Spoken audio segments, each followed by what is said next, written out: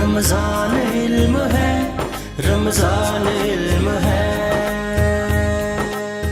بسم اللہ الرحمن الرحیم۔ خواتین و حضرات، خوش آمدید کہتے ہیں آپ کو اپنے اس بہت ہی اسپیشل سیگمنٹ میں۔ اس سیگمنٹ سے بہت کچھ حاصل کیا، اور حاصل وہ کرتا ہے جو حاصل کرنے کی توفیق بھی مانگتا ہے رب سے، اور اللہ سبحانہ و تعالی ہماری توفیقات خیر میں اضافہ فرمائے۔ خواتین و حضرات، آج جن سے ہم آپ کی ملاقات کروانے جا رہے ہیں، روحانی دنیا کا ایک بہت بڑا نام ہے، بہت مقام ہے، اللہ کی ذات نے انہیں بے انتہا عزت، بہت تکریم عطا فرمائی ہے۔ بہت سارے لوگ ان کے وجود سے، ان کے کسی بھی جگہ پہ موجود ہونے سے اس قدر تاثیر لیتے ہیں کہ ان کے مقدر بھی اور ان کے کردار بھی بدل جاتے ہیں۔ ایسے لوگ خاص ہوتے ہیں، اللہ کے چنے ہوئے ہوتے ہیں۔ ہمارے لیے عزت کی بات کہ ہمیں انہوں نے وقت دیا۔ ہمارے ساتھ ہیں سید سرفراز احمد شاہ صاحب۔ السلام علیکم۔ وعلیکم السلام۔ آپ کے مزاج ٹھیک ہے؟ جی الحمدللہ، اللہ کا کرم۔ اچھا شاہ صاحب، ہم لوگوں نے یہ دیکھا کہ جس شخص کے اندر، بلکہ بزرگوں سے سنا اور اس بات کو ہم نے اپنی زندگی میں محسوس کیا کہ مرید کی جو محبت الہی جو جتنی اس کو ہوتی ہے، اس کا اندازہ اس بات سے لگایا جا سکتا ہے کہ اس کا تانا یا اس کی تار اپنے مرشد سے کس حد تک ملی ہوئی ہے، اور وہ اپنے مرشد سے کس قدر جڑا ہوا ہے، کس قدر تعلق رکھتا ہے۔ اب اگر ہم آج کے زمانے میں یہ جو دور ہے، یہ اس قدر مشکل دور سے ہم گزر رہے ہیں کہ اس دور میں صحیح مرشد کی پہچان ایک بہت لمبا پروسیس ہے۔ کیسے تلاش کی جائے، اور اس سے بڑھ کر مرشد ہے کیا؟ ابھی آپ تھوڑی دیر پہلے ایک بڑی خوبصورت بات فرما رہی تھیں سیکھنے سے متعلق، اور آپ نے توفیق بھی مانگی رب تعالیٰ سے۔ یہ سیکھنا ایک ایسا پروسیس ہے جس پر دسترس کم لوگ ہی رکھتے ہیں۔ انسان کی ایک فطری خواہش یہ ہوتی ہے کہ وہ بولے، بات کرے اور دوسرے سنے۔ یہ ایک فطری خواہش ہے، جبکہ حضرت امام غزالی رحمۃ اللہ علیہ، انہوں نے اسے ان 10 آلائشوں میں شامل کیا ہے جن کے بارے میں وہ یہ کہتے ہیں کہ انسان کے دل کی جو 10 آلائشیں ہیں، ان کو اگر دور کر لے تو اس میں رب بسنے لگتا ہے۔ اچھا۔ ان 10 آلائشوں میں سے ایک حرص الکلام بھی ہے۔ اس طرح سے ہی ہماری سمجھ میں نہیں آتی جب ہم یہ پڑھتے ہیں کہ یہ حرص الکلام ان 10 آلائشوں میں ہے، تو حیرت ہوتی ہے کہ بولنے کی خواہش یا حرص وہ آلائش کیسی ہوئی۔ بالکل بالکل۔ لیکن وقت یہ ایک بات سمجھاتا ہے کہ وہ شخص کچھ سیکھ ہی نہیں پاتا جو صرف بولتا ہے۔ انسان سیکھتا ہے سننے سے۔ بے شک۔ جب انسان اپنے مرشد کے پاس جائے تو وہاں زبان کو بھی تالا لگا لے،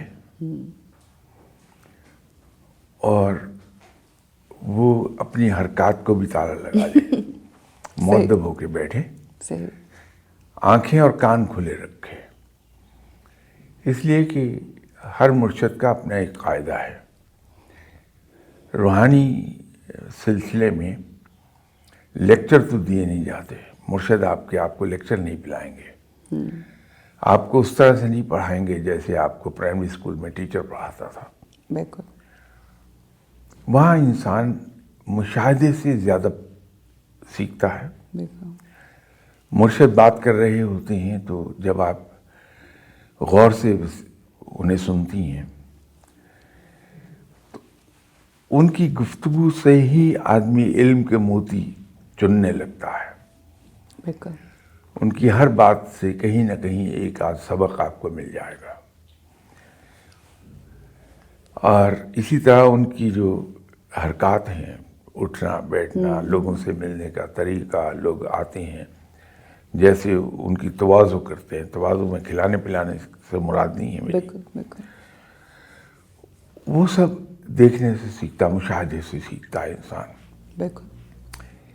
یہ ٹریننگ ہے. تو یہ معافی چاہتا ہوں، میں نے گفتگو کو الٹا کر لیا کہ آپ کی کہی ہوئی بات کو میں پکڑ کے بیٹھا تھا، لیکن آپ کا جو سوال ہے اس کا جواب میں اب عرض کر دیتا ہوں کہ آپ نے فرمایا مرشد کے بارے میں. جی. یہ آپ کا کہنا بالکل صحیح ہے کہ ہم میں سے زیادہ لوگ ٹھوکر وہیں کھاتے ہیں کہ ہمیں مرشد کی تلاش ہوتی ہے. ہماری ایک ویکنس ہے اس معاشرے میں، سوسائٹی میں ہماری، کہ ہم اپنی ذات پر اعتماد نہیں رکھتے ہیں. اپنے جو ذاتی تجربہ ہے اس پر کوئی اعتماد نہیں ہمیں، صحیح. بلکہ ہم دوسرے کی کہی ہوئی بات پر اپنی رائے تبدیل کر لیتے ہیں. بالکل ٹھیک. اب یہ دیکھیے کہ میں اگر ایک شخص کو پچھلے 25 سال سے جانتا ہوں اور اس کو گہرائی سے جانتا ہوں، کوئی آ کے مجھے کہہ دے کہ وہ آپ کو پتہ چلا فلاں صاحب شراب پیتے ہیں، میں بھول جاؤں گا کہ میں 25 سال سے صبح شام اس کے ساتھ بیٹھتا ہوں. میں نے اسے کبھی سگریٹ پیتے بھی نہیں دیکھا، شراب تو بڑی دور کی بات ہے. تو میں فوراً کہوں گا اوہ اچھا، مجھے تو پتہ ہی نہیں چلا آج تک. اور اس کے بغیر ویریفائی کیے میں اس بات کو آگے پھیلانا شروع کر دوں گا. لوگوں سے حیرت سے کہوں گا یار وہ پتہ لگا، ہمیں معلوم نہیں تھا وہ شراب پیتا ہے، جبکہ میرا ذاتی تجربہ کہہ رہا ہے کہ وہ تو سگریٹ بھی نہیں پیتا. بالکل ٹھیک.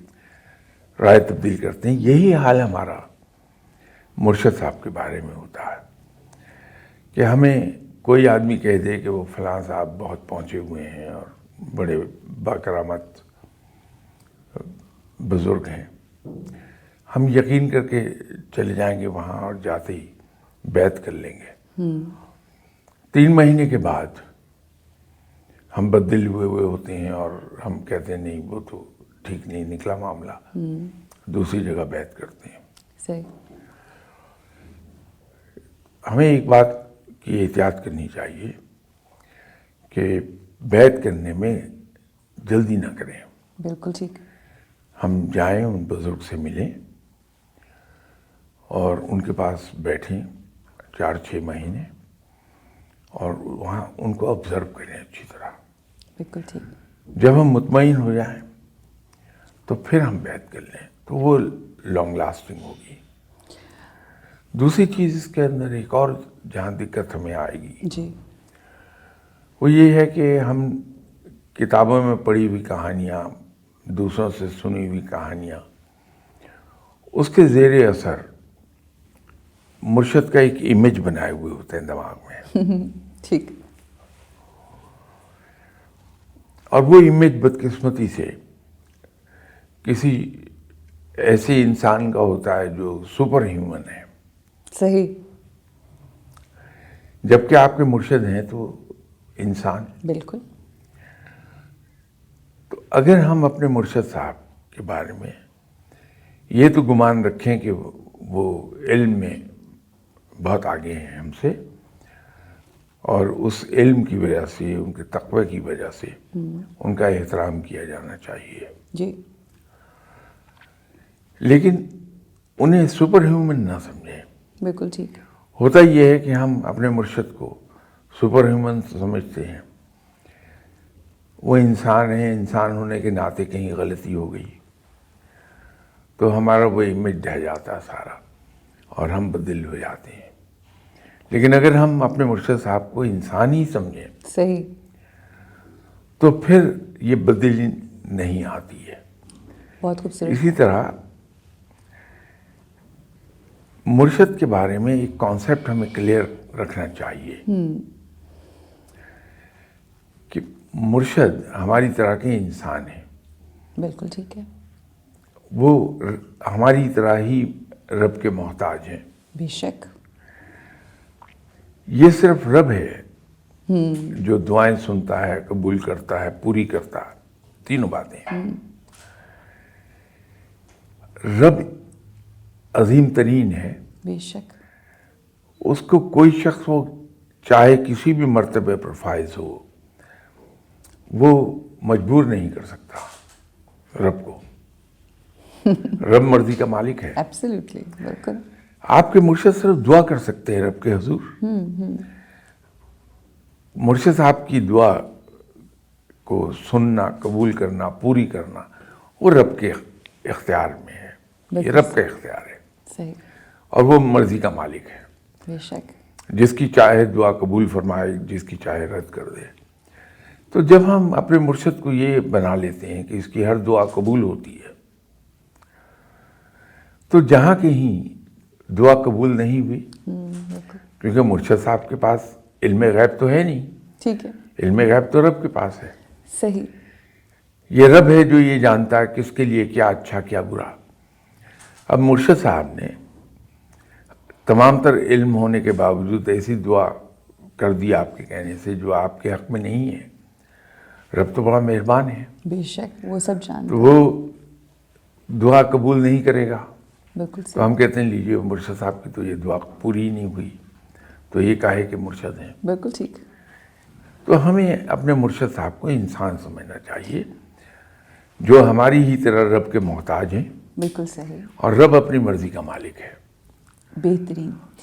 شاہ صاحب، مرشد ظاہر ہے جب آپ کسی کو بناتے ہیں، آپ نے کہا کہ کم از کم 6-7 مہینے آپ وقت گزاریں، آبزرو کریں، چیزوں کو دیکھیں، سمجھیں، پرکھیں، اس کے بعد بیعت کریں۔ ہم بیعت کے حوالے سے بعد میں گفتگو کریں گے، مگر میں ایک مرید، کیا وہ اوصاف ہیں جن کو وہ دیکھے اور جو ایکسپیکٹ کرے کہ میرے مرشد میں ہونے چاہیے؟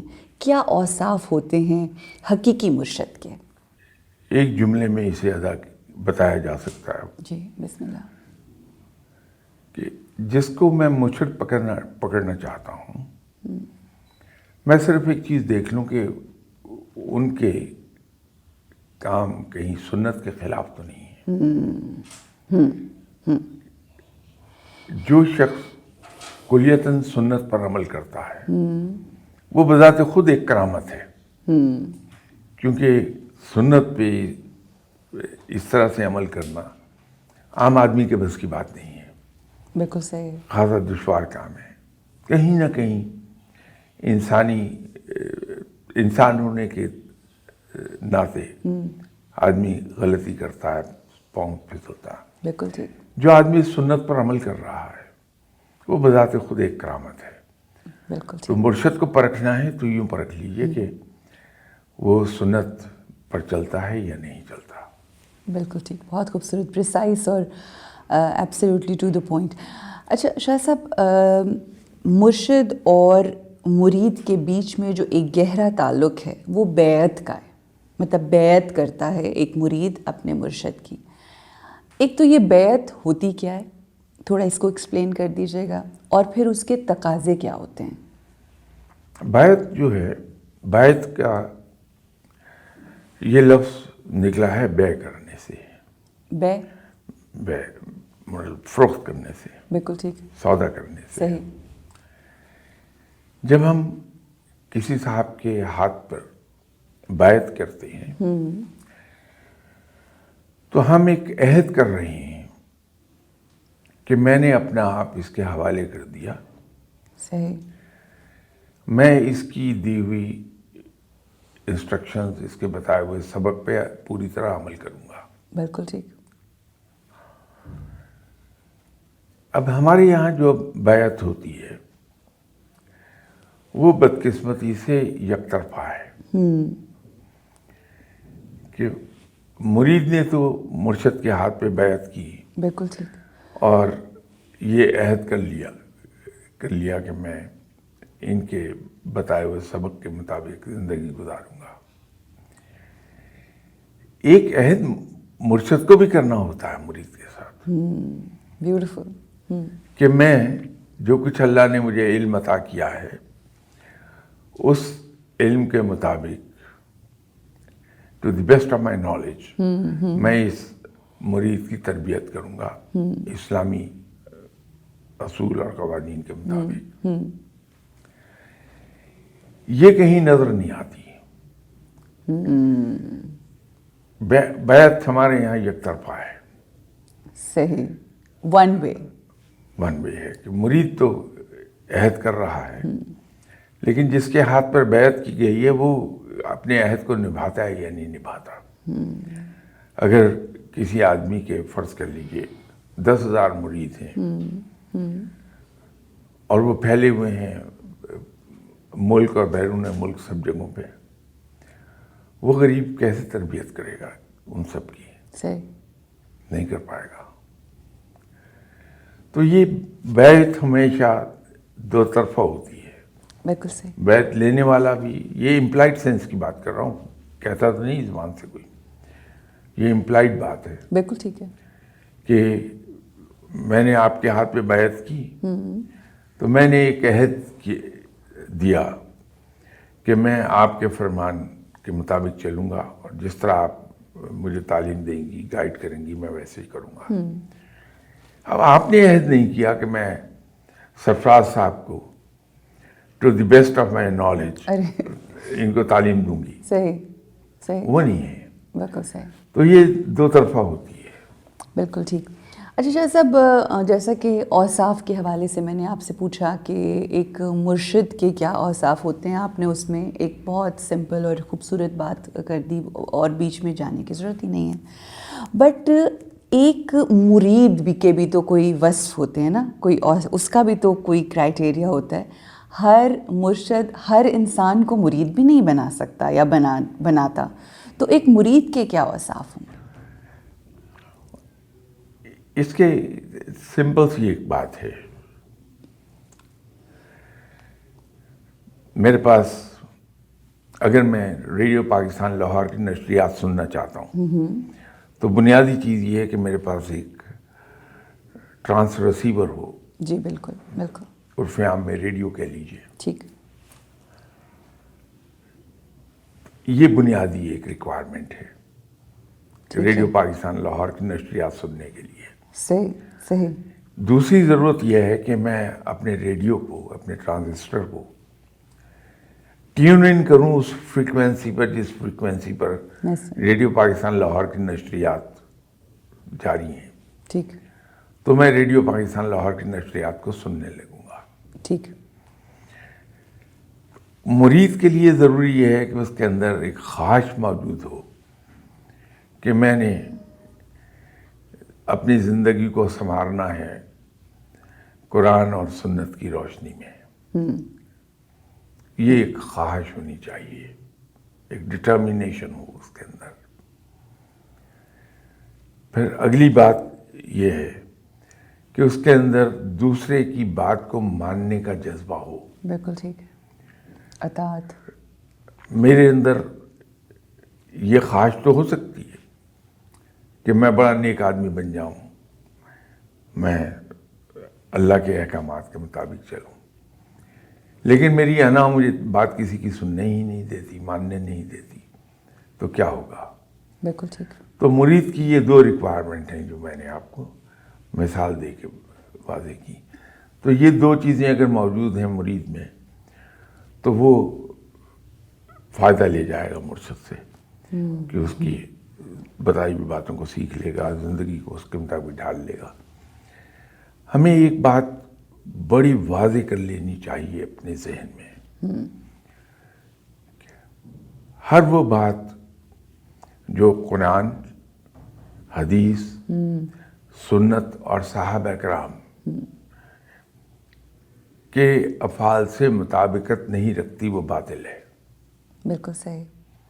ہمیں ہر بات کو اس کرائٹیرین پہ, اس یارڈ سٹک پہ پرکھ لینا چاہیے. بالکل صحیح. تو ہمیں محتاط رہنا ہوگا کہ ہمارا کوئی بھی فعل قرآن, حدیث, سنت اور صحابہ کرام اگر ان سے وہ ثابت نہیں ہوتا تو ہم نہ کریں, اسے چھوڑ دیں. بالکل ٹھیک ہے. اچھا شاہ صاحب، ہم ایک اور رویہ دیکھتے ہیں یہ پیری، مریدی، مرشد اور مرید کے بیچ میں، کہ ہم دنیاوی لحاظ سے بہت زیادہ مادی مطلب مادیت کی طرف ہمارا رجحان بہت ہے. اور یہ آج کی بات نہیں ہے. اگر آپ 1400 سال پہلے چلے جائیں اور اس سے پہلے بھی ہسٹری دیکھیں تو ہم شاید پیری، مریدی اور مرشد ڈھونڈ اس لیے رہے ہوتے ہیں کہ شاید ہمارے جو وسائل ہیں وہ بہتر ہو جائیں گے، ہم ان سے جو بھی دنیا کی چیز مانگیں گے وہ ملیں گے. تو اس رشتے کے حوالے سے کیا فرمائے گا؟ علم کو دنیاوی فائدے کے حصول کے لیے استعمال کرنا ویسے ہی غلط ہے. یہ نہیں ہونا چاہیے. جس طرف آپ نے اشارہ کیا یہ انسانی فطرت میں ہے کہ انسان دنیاوی معلومات کے لیے زیادہ تگدو کرتا ہے. جی. مرشد یہی تو سکھاتا ہے. مرشد جو کام کرتا ہے، پہلا کام صحیح، جہاں کوئی بندہ اس کی تربیت کے دائرے میں داخل ہوا، ٹھیک، مرشد پہلا کام کرے گا اس کے دل سے دنیا کی محبت نکالے گا. صحیح صحیح. جب تک یہ نہیں نکلے گی انسان کسی طرف چل نہیں سکتا.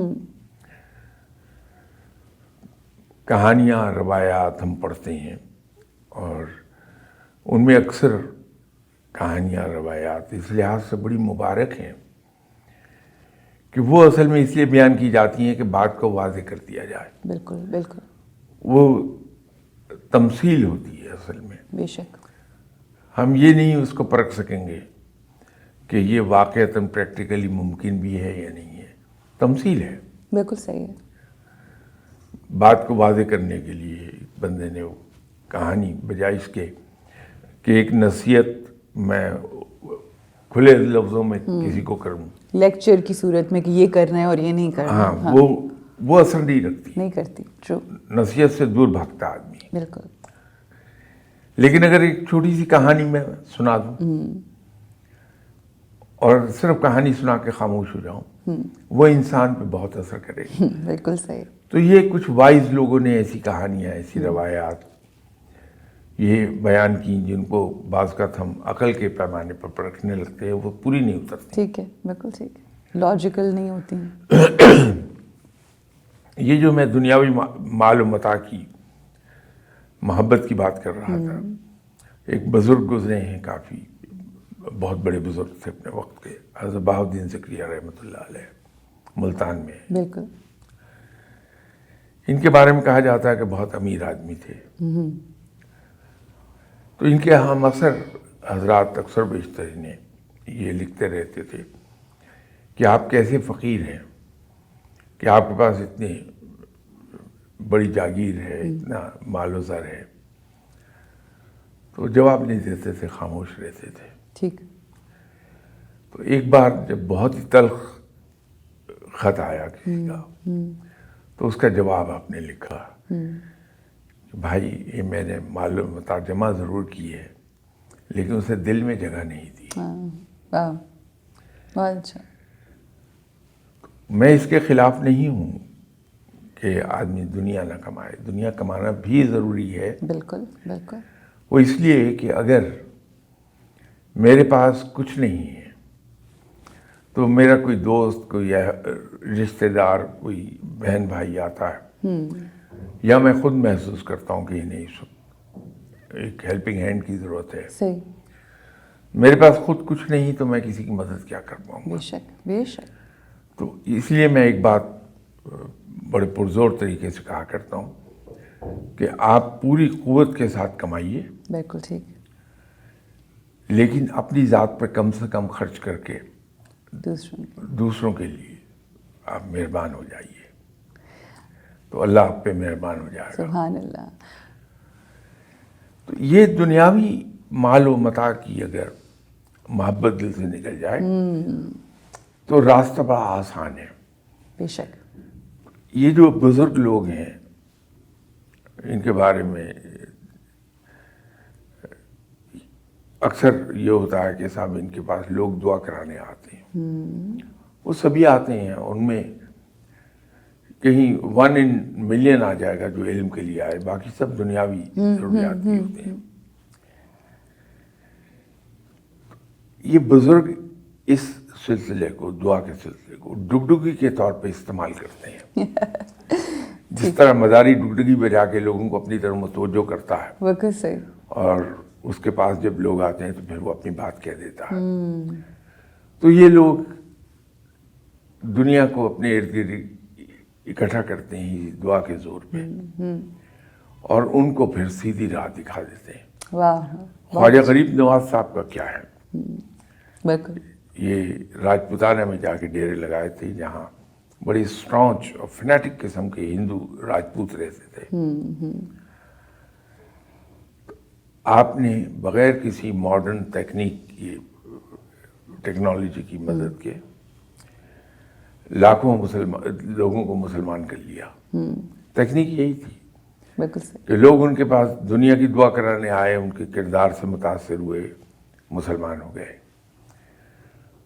داتا صاحب نے کیا ترکیب استعمال کی, صحیح.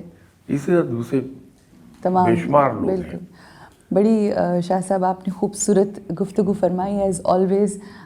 اس میں جو ایک آپ نے کہا نا, جس بات کے اوپر آپ بہت پرزور طریقے سے آپ بولتے ہیں اور آپ کہتے ہیں لوگوں سے کہ کماؤ پیسہ, تو مجھے وہ امام علی ابن ابی طالب علیہ السلام کا وہ ارشاد یاد آ گیا کہ جس میں آپ فرماتے ہیں کہ اس دنیا میں اس طرح سے رہو کہ جس طرح سے کشتی پانی پر رہتی ہے. بے شک. پانی کو اپنے اندر نہیں ڈالنا. بے شک. آپ نے تمام چیزیں کمانی بھی ہیں اور وہ سارا, مگر اس کو اپنے اندر سے دور ہے. اچھا شاہ صاحب, ایک آخری سوال, یہ میرا اپنا, سارے اپنے تھے مگر یہ بالخصوص میرے دل کا سوال ہے.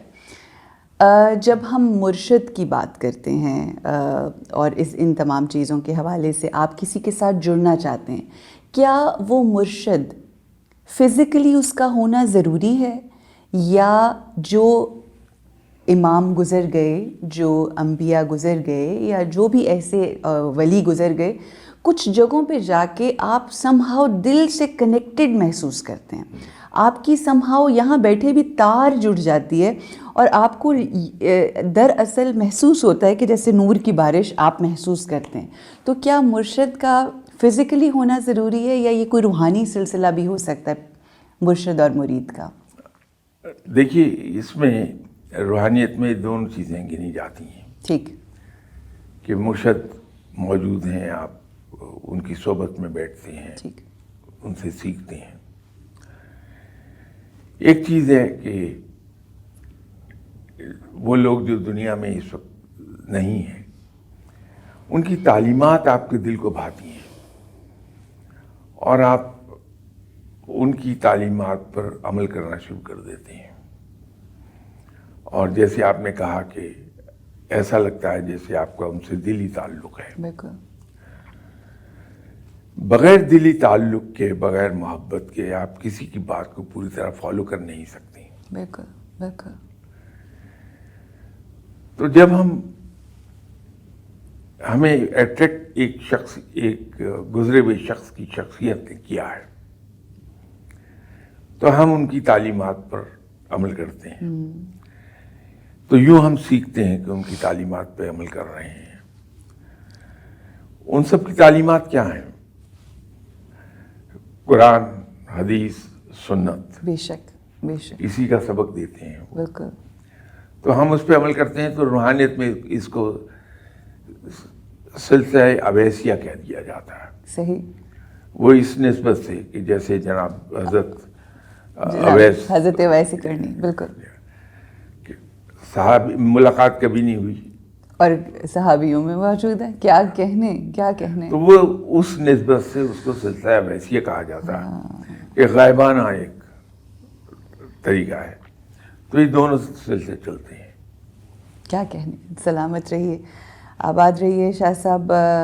بہت سی ہم ناچیز ہیں, ہم کیا آپ کے لیے دعا کریں گے, مگر دل سے دعا نکلتی ہے. یہ جو علم کی روشنی جو آپ ہم تک پہنچا رہے ہیں, بہت سارے لوگوں کے پاس علم ہوتا ہے مگر تاثیر ہر کسی کے پاس نہیں ہوتی. یہ خاص عطا ہے آپ کے پاس کہ آپ کی زبان میں تاثیر ہے جو دل پہ لگتی ہے. ہم مرشد کی بات کر رہے ہیں, میں دعویٰ تو نہیں کر سکتی مگر میں نے جیسے شاہ صاحب سے کہا نا کہ دل کہیں جا کے اٹک جاتا ہے, تو میرا جو دل ہے وہ نجف میں جا کے اٹکا ہوا ہے, بس وہاں سے نکلنے کا نام ہی نہیں لیتا. کیا شخصیت کہ آپ سارے جب ادھر ہی جا رہے ہیں تو وہ اگر خود آپ کو اپنے پاس بلا لیں تو یہ ان کی کرم نوازی ہے. ہم گناہ گار ہیں, ہم خطا کار ہیں بے شک. اللہ سبحانہ و تعالیٰ یہ جو مرشد اور مرید کے سلسلے ہیں یہ اسی طرح سے قائم اور دائم رہیں, اور اللہ ہمیں یہ توفیق دے کہ ہم ایسے مرید بن سکیں کہ ہمارے مرشد کہیں کہ یہ ہمارے مرید ہیں. اسی دعا کے ساتھ رکیں گے ایک چھوٹے سے وقفے کے لیے, انشاءاللہ واپس آئیں گے اور ایک اور گیسٹ ہمارے ساتھ ہوں گے, گفتگو کو آگے بڑھائیں گے. السلام علیکم ورحمۃ اللہ. رمضان علم ہے, رمضان علم ہے.